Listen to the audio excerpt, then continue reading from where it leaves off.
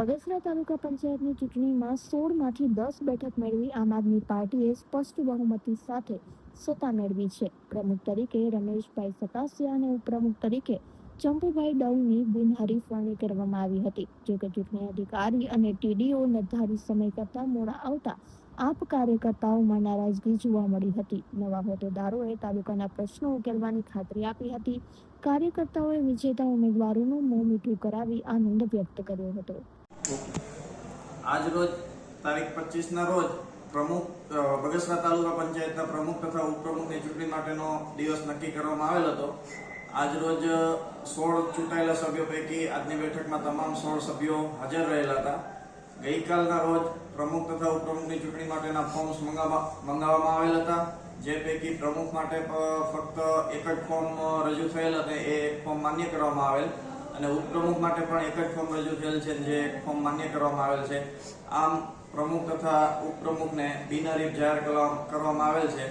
આથી બગસરા તાલુકા પંચાયતના પ્રમુખ તરીકે રમેશભાઈ સતાસિયા તથા ઉપપ્રમુખ તરીકે ડવને બિનહરીફ જાહેર કરવામાં આવેલ છે. બગસરા તાલુકાના તમામ લોકોના આશીર્વાદથી અને અમારા શેષ નેતૃત્વ ઈશુદાનભાઈ ગઢવી હોય, મનોજભાઈ સોરઠિયા હોય કે ગોપાલભાઈ ઇટાલિયા હોય, કાંતિભાઈ સતાસિયા, નિકુંજભાઈ હોય કે અમારા બગસરાના આપના પ્રમુખ ભાવેશભાઈ, તમામ લોકોનો તેમજ અમારા 10 સભ્ય ચૂંટાયેલા તેમના આશીર્વાદથી અને સહયોગથી અમે આજે આમ આદમી પાર્ટીના પ્રમુખ તરીકે તાલુકા પંચાયતના પ્રમુખ તરીકે આજે અમારી વરણી થઈ છે. ખાસ કરીને કેવા કામ આગામી દિવસોમાં શિક્ષણ, રોડ, રસ્તા અને ખેડૂતોને પડતી મુશ્કેલી હોય, નાના માણસોને પ્લોટ ન મળતા હોય, મકાન મળવાના પ્લોટ આપવાના, એવા અમે નાના મોટા કાર્ય જે છે એ સરકારમાંથી લાવી અને લોકો સુધી કેમ પહોંચાડવા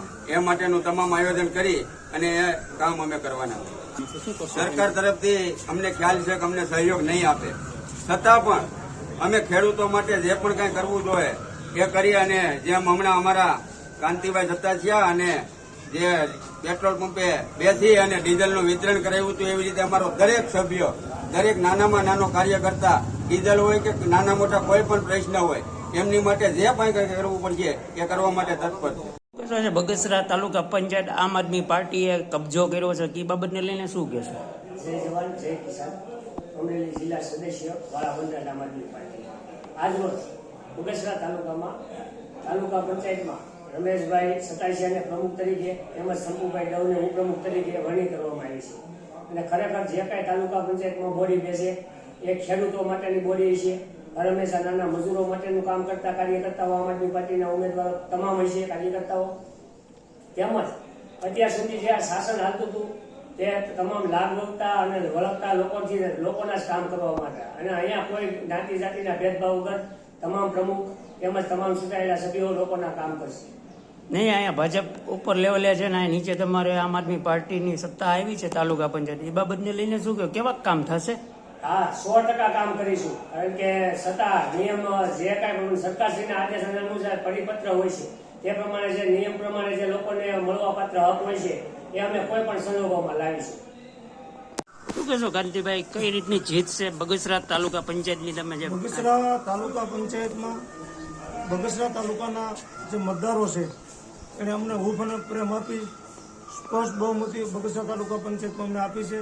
અને આજે જે સરકારશ્રી દ્વારા જેનો આજે એજન્ડા હતો એને આજ ચૂંટણીથી પ્રમુખ અને ઉપપ્રમુખની પ્રમુખ તરીકે અમારે રમેશભાઈ સતાસિયાની વરણી કરી છે. ઉપપ્રમુખ તરીકે અમારા ભાઈ શંકુભાઈ ડવની વરણી કરી છે. અને આગામી દિવસોમાં જે તાલુકા પંચાયત આમ આદમી પાર્ટીને અમે બેસાડી છે, તો લોકોને અમારી પાસે પણ ઘણી અપેક્ષાઓ છે.